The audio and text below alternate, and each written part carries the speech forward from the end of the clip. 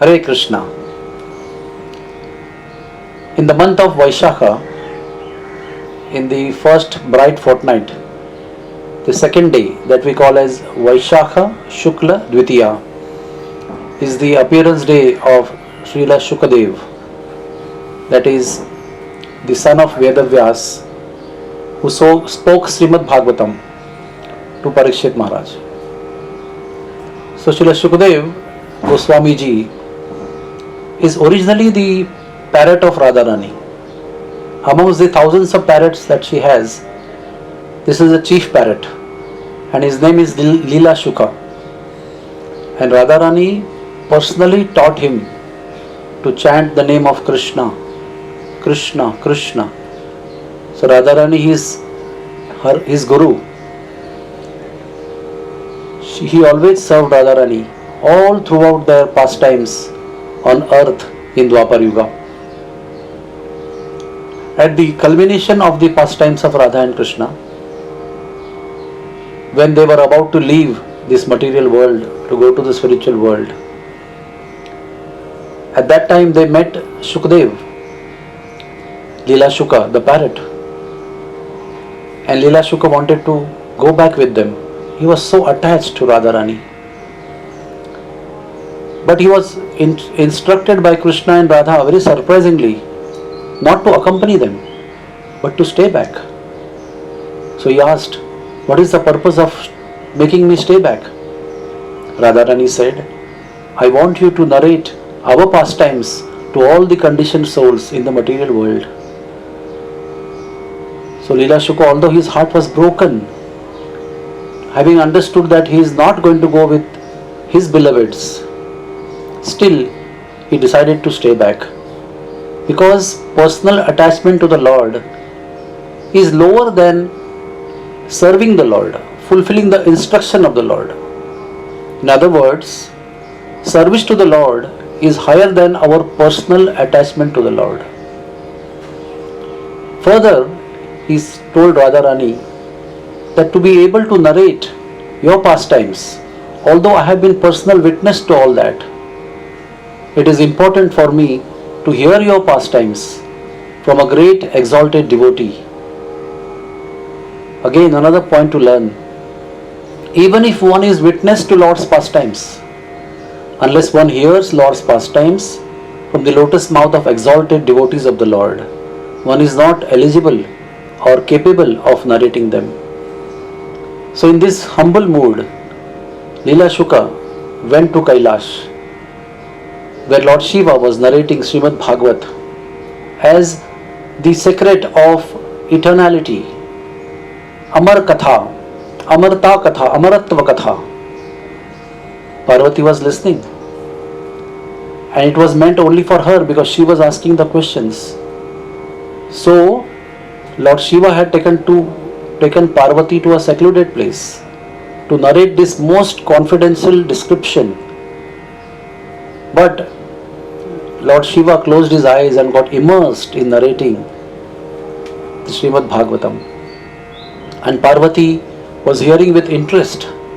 But in the course of time, when the narrations of the different hells and different destinations of sinful people, philosophical discussions came, she went to sleep. But she was asked by Lord Shiva that she has to keep on nodding and making a sound that she is listening. But she went to sleep, and Shukadev, that is Leela Shuka parrot, was sitting on a branch close by and confidentially and secretly hearing that. Seeing Parvati going to sleep, he kept on nodding and making sound. And in the end, when Srimad Bhagavatam narration was over, Parvati opened her eyes and she said, "My Lord, are you finished with your description?" He said, "Yes, my dear Parvati." So she said, "I was sleeping." So Lord Shiva said, "Then who was listening? Who was nodding? Who was making sound as if she is listening or you are listening?" So Lord Shiva looked here and there and he saw the parrot sitting on the branch. He got very angry that a living entity lower than a human being is not qualified to hear this confidential secret discussion.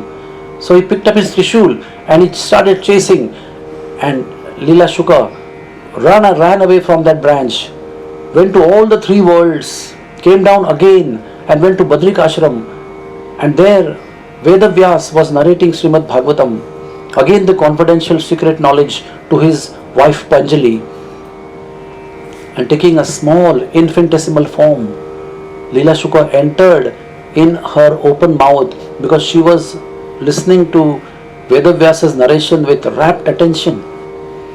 He entered her mouth, entered her womb, and thus he heard Srimad Bhagavatam second time. First time he heard from Lord Shiva's mouth. Second time he heard from Vedavyasa's mouth, the composer of Srimad Bhagavatam. And thus Panjali, the wife of Vedavyas, became pregnant. And lo and behold, the pregnancy was not 9 months, not 2 years. It went on for 12 long years. Vyasadeva and Panjali both were worried. And the reason behind this particular baby was not ready to come out because he was scared that he will be influenced by Maya, by the worldly activities. He will get entrapped in the cycle of birth and death.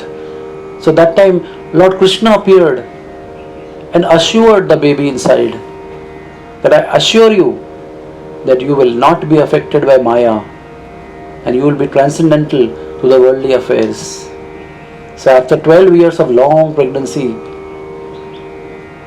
now the baby called as Shukadev took birth on this auspicious day of Vaishakha Shukla Dvitiya.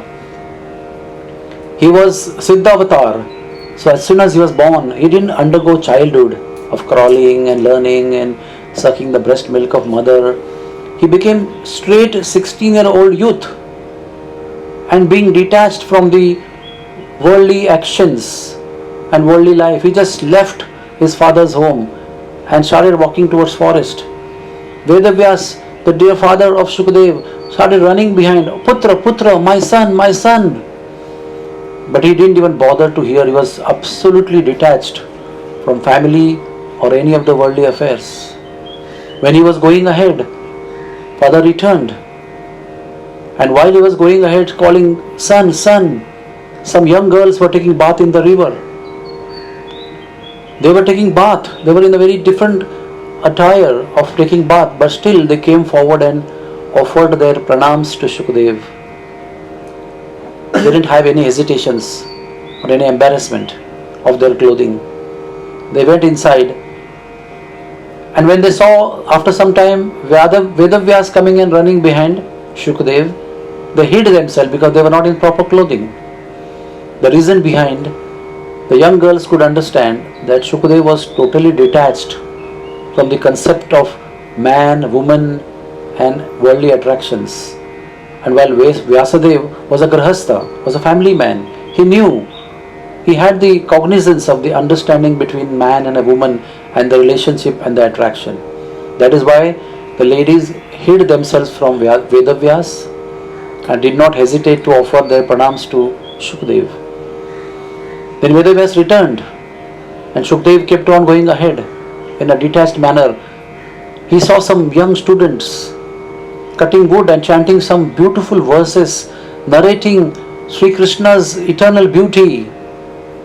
Baraha Pidam Natavara Vapu, from 10th skanda of Srimad Bhagavatam, that Sri Krishna wearing the peacock feather, having blue colored body, wearing pitambar, playing his flute and wandering in the forest.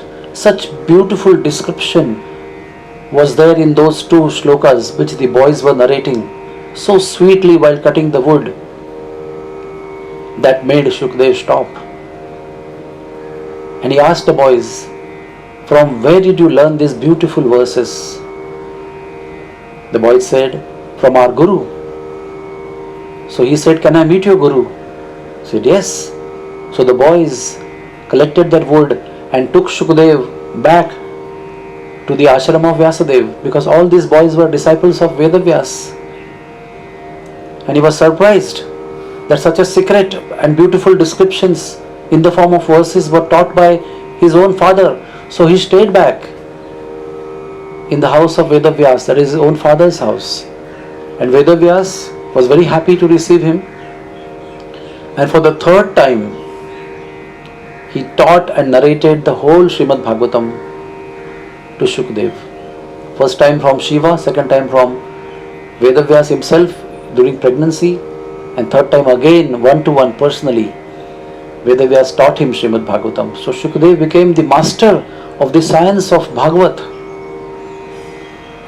And very soon he left again home to perform tapasya in an unknown forest for a long time. And later on, all of us know that King Parikshit, the son of Abhimanyu, the grandson of Arjuna, got a curse to die in 7 days with the bite of a snake bird due to his offense unknowingly performed towards Samika Rishi. Shringi, Samika Rishi's son, had cursed him. Parikshit also had no attachment. He didn't plan to enjoy for the next 7 days till the death comes. He immediately renounced everything, his crown, his kingly clothes, his position, his influence. Wearing only a kopin, he went to Mother Ganga, at the banks of Mother Ganga. Because Chakravarti Samrat, the greatest devotee of the Lord, having qualities of all the great celebrated personalities of the universe, all the rishis and munis and sages dropped their meditation and came towards the banks of Ganga following King Parikshit. And from there came Shukadev without any clothes, Avadhuta, Digambar. And while he was coming towards the bank of Ganga alone, knowing that Parikshit is being cursed, he was walking alone at the banks of river. Men and boys were throwing stones at him, considering him a madman because he was naked. Only 10 directions was his clothes. But it didn't bother. It didn't bother him at all. He was totally detached from worldly appreciation, worldly praise or worldly criticism or ridicule. He kept on walking, kept on walking, kept on walking. Suddenly, all the boys and men who threw stones at him saw great rishis like Vedavyas, Narad Muni, Agatsi, and all the rishis of the universe, including demigods, and so many thousands of sages came and they offered their pranams to Shukadev. All these men and women and children who threw stones at him ran away, understanding that he is not an ordinary personality, he is not a madman, he is a great realized soul. And further surprising thing happened. Vedavyasa's son Shukadev, his guru Narad Muni was there, and so many other senior ancient sages were present. They all decided unanimously that at this juncture of time, when such a great king, Chakravarti Samrat, King Parikshit, has come with so many queries, let us select, let us choose Shukadev as our lead speaker. Because they understood that amongst all of us, the great personalities, Shukadev was most realized soul. So very humbly he accepted the position, although he was just a boy. He sat on the Vyasasan, on the speaker's position. Parikshit took a position of a disciple, sat down a lower level, and at his level all the sages sat. The unique assembly of all the sages of all the universe, all the celebrated personalities, all were present, and they were very humbly sitting down on the lower level to listen from the lotus mouth of Shukdev. And Shukdev started narrating Srimad Bhagavat. Parikshit asked, "Oh my dear Shukdev, a person who is standing in front of death, what is his duty?"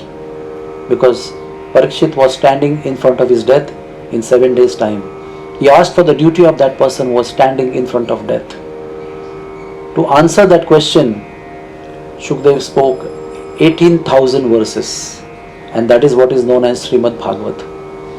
It is said that when a sweet fruit is bitten by a parrot, the sweetness of the fruit increases many fold, many times. Similarly, Srimad Bhagavat is supposed to be the last ripened fruit on the tree of the Vedas, and a Shukhamukhad Amrutam. Shuka, the parrot of Radharani, came in the form of a person, a human being, a Shukadev, when from his lotus mouth the same fruit is been distributed, it becomes much more sweeter. That is what the initial verses of Srimad Bhagavatam narrate, that because Shukadev was filled with love for Radharani, when he narrated, the same sweet fruit of Vedic tree, the Srimad Bhagavat, became much more sweeter. And then later on, Shukdev knew that because of his love for Radharani, he would faint. If he utters her name, he would faint and go in trance for 6 months. Shan Masani Murcha. So he avoided mentioning or uttering the name of Radha. He only indirectly mentioned her name. And Parikshit and his team knew that is a great exalted soul filled with love for Radha and Krishna. So he also arranged some drummers and some instrument players in case he goes in trance. And sure enough, when Aghasur was killed, and for 1 year after Aghasur's death, till that year nobody narrated his death to the coward men by the coward boys. So Parikshit asked, how is that after 1 year of killing of Aghasur, the boys narrated the incident to their parents? At that time, Shukdev went in trance, because the whole Brahma Sammohan Leela was hidden in the answer of that question. So as soon as he went in trance, Shukdev went in trance, and Parikshit Maharaj ordered his drummers to beat the drums very hard to wake him up, and Shukdev ji woke up and further narrated the whole Srimad Bhagavatam. So we can see Shukdev is a great narrator. We have Navadha Bhakti, and in Navadha Bhakti there are 9 processes of bhakti or devotional service. First is Shravanam, and Parikshit is the Acharya of Shravanam, listening carefully. He perfected the art of listening from Shukdev, and he became the Acharya of Shravana. And Shukadev became the Acharya of Kirtana. Kirtana means narrating, glorifying the pastimes of the Lord, singing the pastimes of the Lord. So in Navadha Bhakti, we have Shukadev ji as the Acharya of the process of narrating, singing or glorifying the Lord.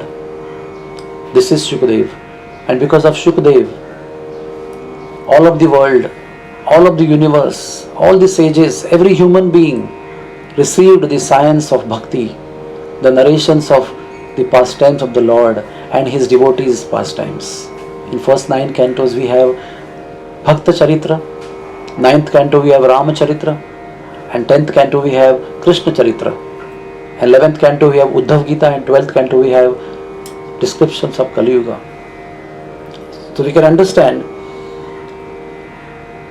that Shukdev ji came in the crisis period of King Parikshit's life. He was about to die. He was cursed to die in 7 days. So Shukdev came there at right moment, described by his sweet Vani the pastimes of the Lord, and saved Parikshit. And Parikshit, even before the snake bird came, he left his body, he perfected his life and went back home, back to Godhead. So it was Shukdev Maharaj's kindness on Parikshit that he came at the right time of crisis, by his sweet Vani narrated Srimad Bhagavat and delivered Parikshit Maharaj. We have to understand, we have to also take shelter of the Vani of Srimad Bhagavat, the Vani of Shukadev, the narrations of Lord's pastimes, and save ourselves in this life of dangers, calamities, pandemic. Take shelter of the divine sweet Vani of Shukdev, and we should save ourselves in this divine way. Hare Krishna.